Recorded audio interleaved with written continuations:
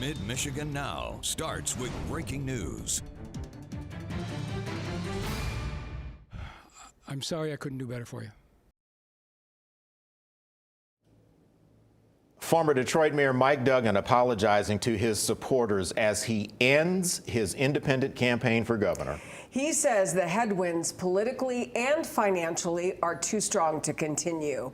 Good evening, everyone. Thank you for joining us. I'm Stella Daskalakis. I'm Mike Woolfolk. Mike Duggan's surprise announcement is sending political shockwaves across this state, less than 6 months from the general election. The former mayor says recent polling and facing reality about campaign financing leaves him no viable path forward. We begin our coverage tonight with Mid-Michigan Now political reporter Remington Hernandez. What was expected to be a contentious three-way battle for the governor's office will now be head-to-head.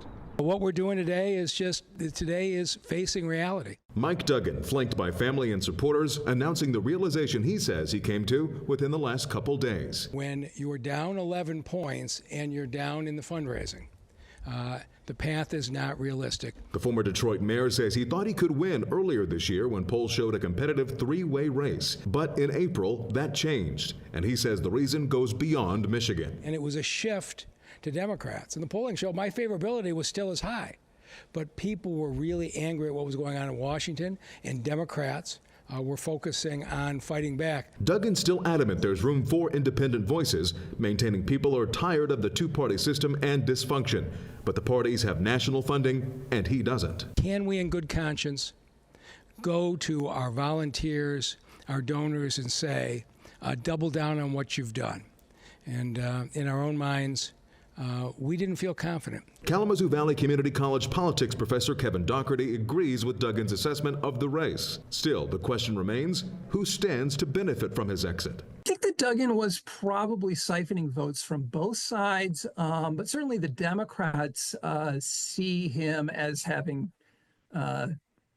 siphoning off more of their votes than Republicans. So I think in the end, probably the Democrats have a slight advantage with Duggan getting out than the Republicans. Doherty says the remaining candidates could angle for an endorsement, noting Duggan's success and popularity, and the statements from both leading candidates reflect a similar and softer tone, with each thanking him for what he brought to the race and his service as mayor. Democrat Jocelyn Benson adding, "We may not always agree on everything, but we share a commitment to building a stronger Michigan, and that work continues in this campaign."